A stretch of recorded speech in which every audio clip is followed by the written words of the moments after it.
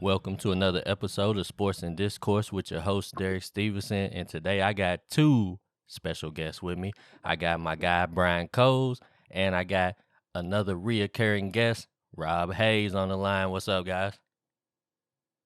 What up? What up? What's going on? Hey, listen, man. So everybody has been talking all day about this AB situation. And Brian, I know you, a longtime Tampa Bay fan.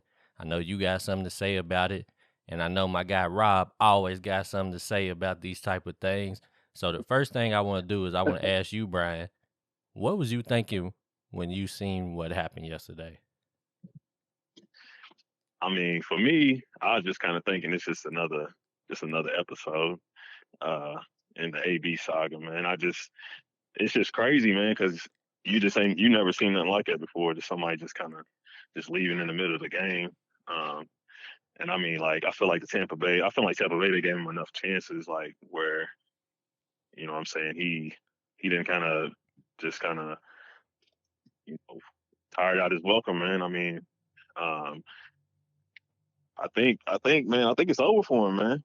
I don't think. I mean, I saw something earlier saying that they hadn't cut him, but I mean, I think it's over for him in the NFL, man. I just couldn't believe it, man. When he walked off the field, threw his shirt off, I was just like, damn. Right, right. And how'd you feel, Robert?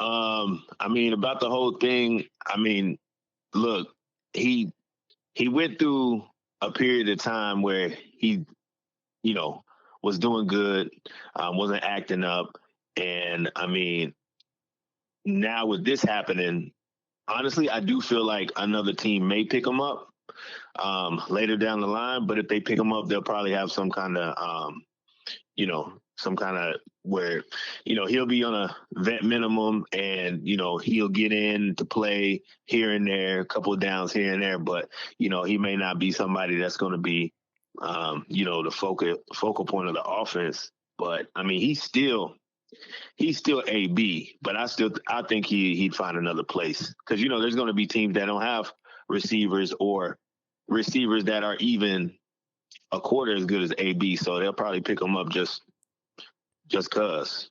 Well, as far as I knew, I thought he was already on a veterans minimum. So at this point in his career, man, I don't know if he could get more than that. This is what I heard Yeah, today, right? I believe he was on like a 1 year contract Right, yeah. this year. So I Because mean, this was kind of his make or break year for real. because what happened was last off season, he wanted to test the waters and I don't think he really got the results he was looking for. And then I think Tampa was just like, well, we give you the vet man, and he was like, all right, bet. Um, this is this is what I heard today, right? And y'all tell me how y'all feel about it. So I was listening to Undisputed, and Skip and Shannon was talking about it, and they were saying that they had heard that AB and Tom Brady had ended up having some words on the sideline, and what they said was that Tom Brady had came over to him and was basically trying to tell him like, I'm definitely gonna get you involved, but I think he was saying that he was seeing other things unfold on the field. He had other types of matchups that he was exploiting. And one thing that I feel like Tom Brady is known for is Tom Brady is known for taking a group of like B level receivers and exploiting matchups and not showing favoritism to a player, but showing favoritism to a matchup per se, and spreading the wealth. I think he's known for doing that. So I think that's just always his game. Um, so I believe that he actually was definitely. I believe it was in the back of his mind to try to get AB his incentives, but I think he was also trying to win the game, and that's always going to be the priority for Brady. And I think when he tried to explain that to AB, they said that AB said something back to him like, "Yeah, I see you going back to your boy Gronk or something like that." And I think that was kind of when Tom Brady was just like, "Man, whatever," and he just kind of walked away and was kind of mad about it. And they had also said that Bruce Arians had also went to him and was like, "Man, listen, get back in the game. We'll get you your incentives. So hearing that, does that make you feel any differently about the situation, or how does that make you feel hearing that side of it? For me, go ahead, Brian. No, I was just gonna say I think it makes it a little more crazier for me just for the simple fact that I mean if you're gonna listen to any quarterback in the league, you should listen to Tom Brady. You know what I'm saying? If he's saying he's seeing this and that, I mean just sit back and it just gotta be a team mentality. And I know it's kind of hard because I did see that post about his incentives and stuff like that. So I mean, it's kind of hard. You want to get that money, but I mean, you also kind of want to win too. And Tom Brady's gonna look, or he has already looked out for his best interests since he's been on the team and just in the league in general. So I don't know. It just kind of makes it a little bit more crazier if that is true. Yeah, and I mean, obviously, I'm a Patriot fan, and I mean that's how Tom has always operated.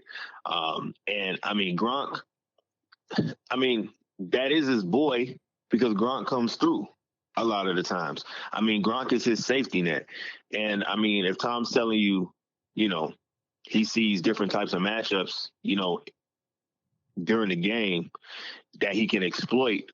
I think it takes a certain type of player to really understand that. And I feel like that's, Tom Brady's background coming from the Patriots. And the reason why the Bucks did win a Super Bowl last year is because they said, you know what? We got a proven quarterback, arguably the greatest of all time. And, this is how we have to operate in order to win. And they did. So it's proven already. And, I think AB is he's still coming off of that vaccination, that fake vaccination card. And, I still think that's under his skin, and he came back and now he wants to make some of that money back that he has to pay. And, maybe it was just one of those days, but I think the way that it went down, Tom telling him, see some matchups, AB, I see you want to go back to your boy Gronk. Then Bruce Arians saying, once you get back in the game. And now there's another story coming out saying that, AB said, well, I'm hurt. I feel like if that was true, AB probably did say, no, I can't go in. I was hurt. After the fact, just by, just not wanting to go in because he probably wasn't hurt. I mean, he probably was a little bit, but like he could still play. So after the fact, oh, I'm hurt, I can't play. They try to get me to come in. Like, I don't believe it after the history of Antonio Brown, so, I mean. One of the things that surprised me when I heard that part of it with him and Brady was I feel like if there's anybody that has been supportive of him over the last several years, the only person I can think of is Brady. I mean, it started in New England when he campaigned for him to bring him in New England. Then he goes to Tampa, and then he campaigns to bring him to Tampa. Then he even asked for them to bring him back. Then after the vaccination fiasco, he's still supporting them. So I just thought it was kind of weird that of all people, if that's true, obviously I don't know if it is, but if that's true, that he would like take it out on Brady. That's just kind of weird because um I feel like if anybody wanted you to be successful and to reinvigorate your career, it was actually Brady. Like, I don't think you should question that guy, especially not in the middle of a game. Um, I feel like if he felt some type of way about what was happening, he could have took it up with Brady after the game.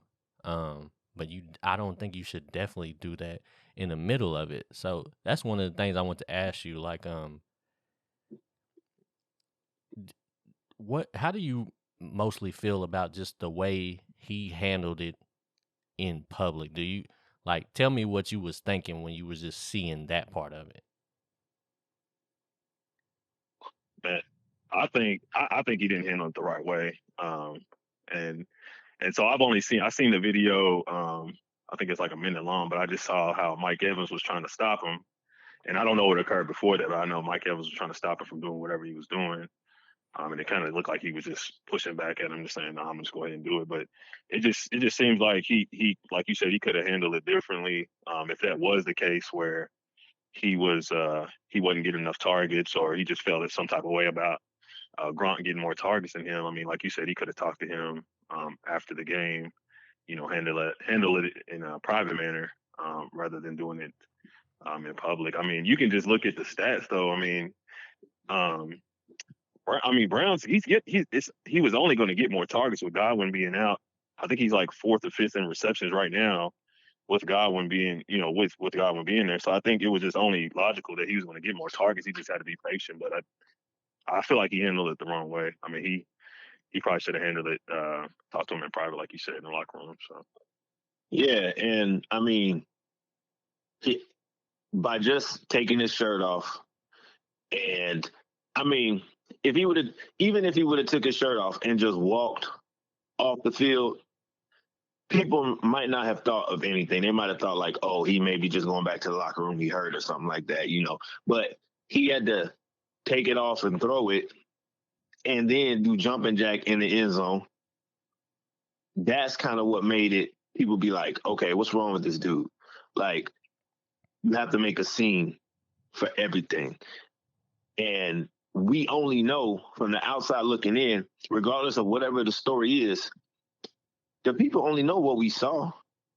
So people can say all day, oh, you guys feel some compassion for him or whatever. If that's the case, we can do that to anything we see online. All we see is what we see with our own eyes. And that's what we saw. AB acting, like a child. And that stems from all we have is proof of other things that he's done. It's not like this is his first time. It's just added on to the way he's acted, which makes us be like, that's just who he is. That's just the type of guy AB is. So I think he could have handled it better, walked off. But, I mean, he wanted to act like a child. And, I mean, I feel like this is what he gets. All right, let me ask you this. So, at the end of his tenure in Pittsburgh is when we started seeing more and more of this type of stuff, and then it carried on over in Oakland, and then into New England, and now into Tampa. Do you think he is suffering from CTE? I think it's possible. I mean, you could just go back and look at that hit. I think it was Vontaze Burfict hit him. I mean, and like people have been saying, he just ain't been the same since then. But I mean, I'm sure he's taken more hits just over his career, the span of his career. But I mean, I think it's definitely possible that he could be suffering from some form of CTE. But it could also be mental health. It could be a number of different things. It's kind of like it's just speculation on our end, but I think it's definitely possible. I mean, I feel like, yeah, I agree with Brian. I feel like it's possible. But I know you watch Undisputed and stuff, on Get Up, I think it's Get Up, Ryan Clark, he played for Pittsburgh, and he's talked about AB. And he said AB has kind of always been like that. It was just hidden by Mike Tomlin. And so, we see AB getting the catches and stuff like that. And, then you fast forward to Tampa Bay, and I felt like at times you kind of never really knew when AB was going to blow up. Maybe he could have had situations like this. It was just kept under the radar. And now everybody's probably tired of walking on eggshells. Bruce Arians probably tired of walking on eggshells. AB probably tired of walking on eggshells. And it probably just happened, just snapped. But, I mean, from Ryan Clark, AB has kind of always been like this. So I feel like the CTE could have affected it, but I think, this is just part of who he is. Do you think, I know you said earlier that you think that there'll probably be some teams that'll pick him up. But what do you think will happen to him for the rest of the season? Because like Brian had mentioned earlier, and I had seen also, they're technically he hasn't hit the waivers, so he's not officially been released. So what do you think happens? Do they just hold him and just suspend him without pay? Like, what do you think is going to happen to him for the rest of this season anyway? There's a sneaky suspicion with me that I feel like I feel like somehow he gonna end up back out there. Back out I don't know. with the Buccaneers. Yep. So you think they'll just I ding mean, his pockets and then reinstate him? yeah, they probably look. They don't got nobody. I mean, they got Mike Evans, but you playing against. I mean, you playing against You playing against healthy teams. Last year, the Bucks were the ones that were healthy while everybody was injured. Now they injured and everybody else healthy. Gronk old as fuck, and he can only do so much. And you got those other receivers, who I feel like can step up, and then you got Mike Evans. But at the same time, even when when the Bucks had everybody, it still was a little bit tough. So I have a sneaky suspicion that he may end up back out there. I don't know. Man, I don't know, man. Like Bruce Arians, man, he seems like a guy to me. He just seems like somebody that means what he says. I don't know. I mean, I think he might still be on the books. I just don't know if they want that distraction, man. Going into the playoffs, we got one more game left. It's just I don't know, man. I don't see a situation where he would come back. I know we down. I mean, we down wide receivers. I think if he does come back, they just got to know 100% for sure that he ain't gonna be a distraction to the team, and he's all 100% in. Do you want him back? Yeah, oh yeah, I'll take him back. If he's mentally, 100%. If he's 100% all the way in, yeah. I mean, he's a good receiver. I mean, I'll take him back if he's all the way in. Yeah, I'll definitely take him back. All right, let me ask it this way: if you don't know if he's all the way in, do you still want him back? No, I think you got to know as much. I mean, it's close to 100% as you can. If you gotta, and I think Bruce Arians, the teammates, they're around him every day, so they know him better than what we do. But I think you gotta be for sure that he's all the way in for the rest of the season before you take him back. So if I feel like there's some type of speculation that he ain't all the way in, no, I don't want him. Do you feel like even if they have a meeting with him tomorrow, do you feel like he should be suspended for at least for this last game?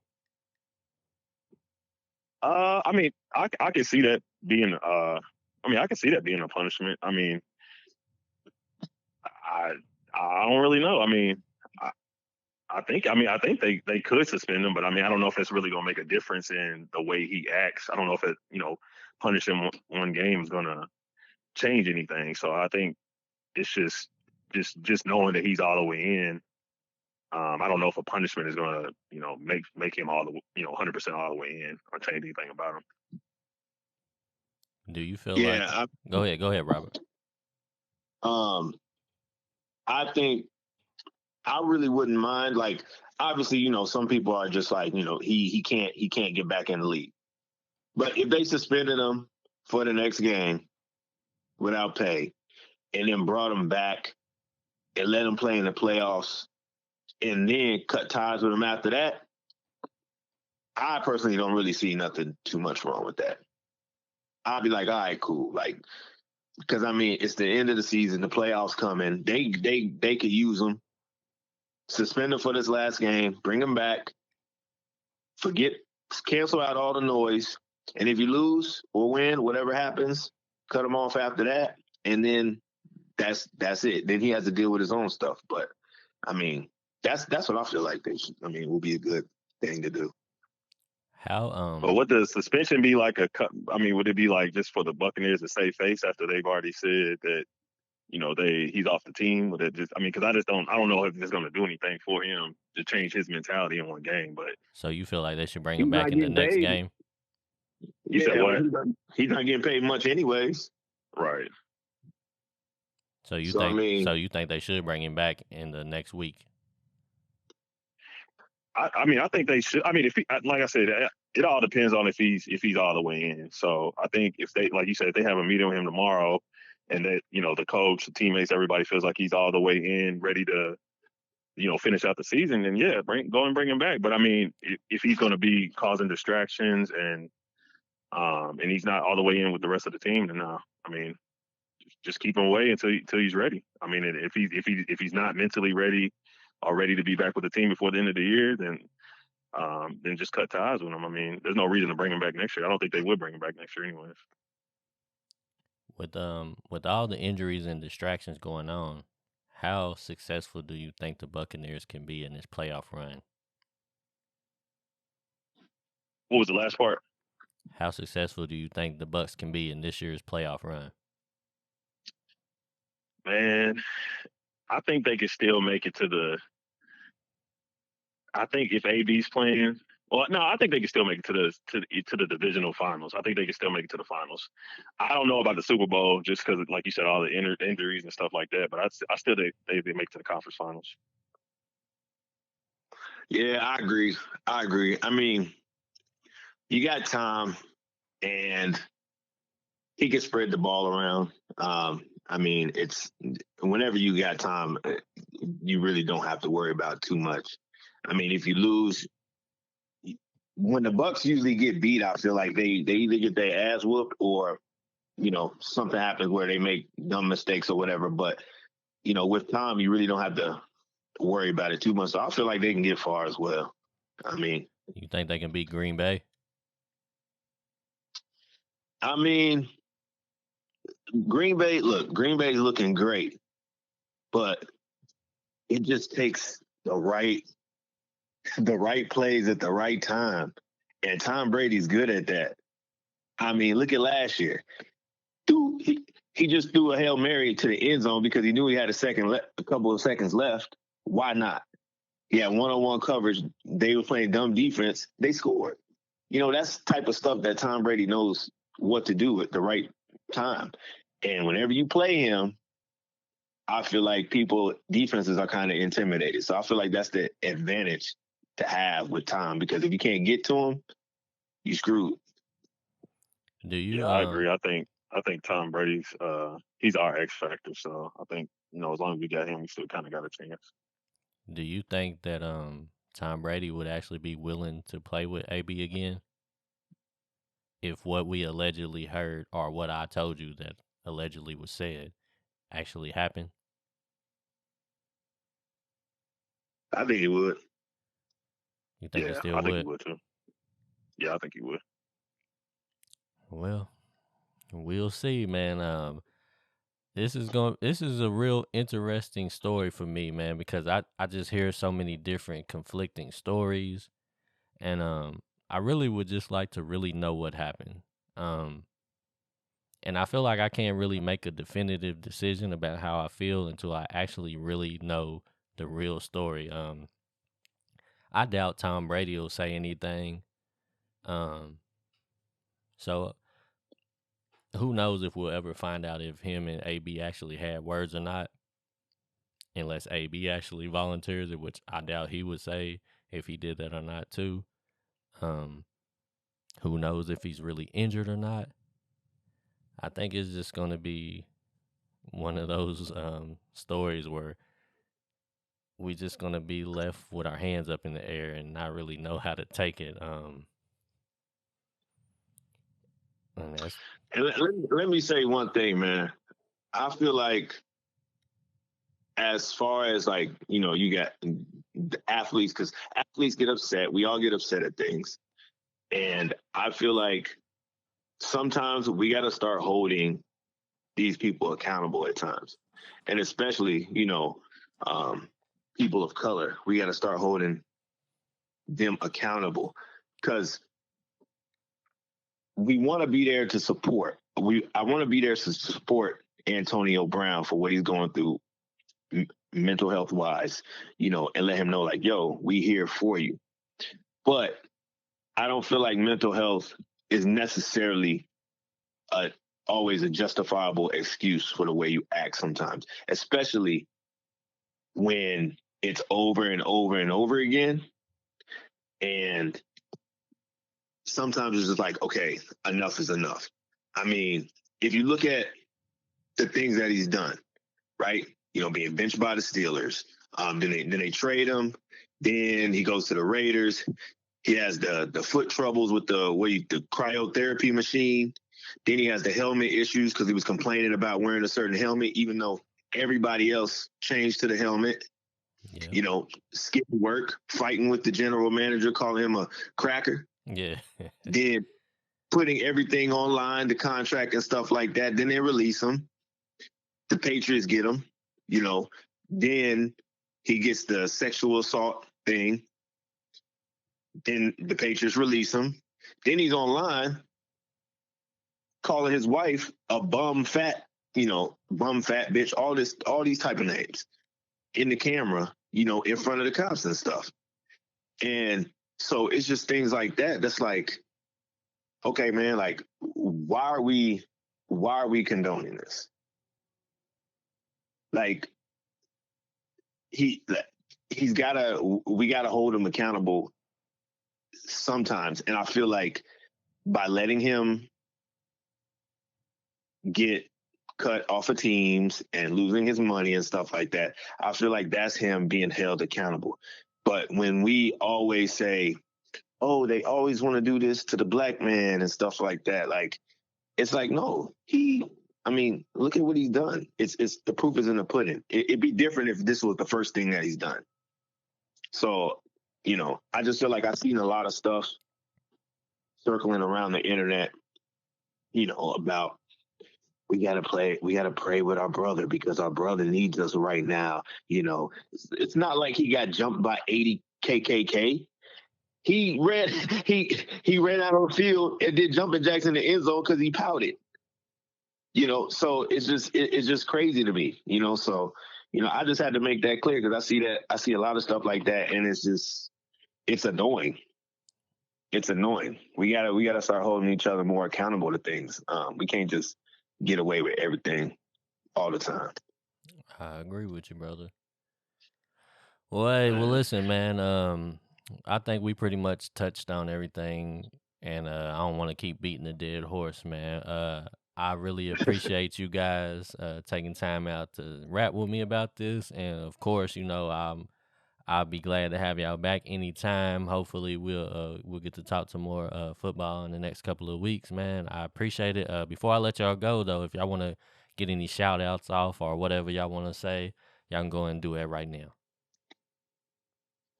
Man, shout out, man, to my little homie Braxton. Shout out to my little nephew Braxton. Y'all hit up Rob Hayes Music, www.robhayesmusic.com. Go catch some dope music. And shout out to Derek, man, for inviting me on this, man. I appreciate you, man. Absolutely. Yeah, I just want to shout out you, man, Derek, man. You doing the thing, man, with the podcast, man, and the Sports and Discourse, man. So I appreciate you letting me on, man.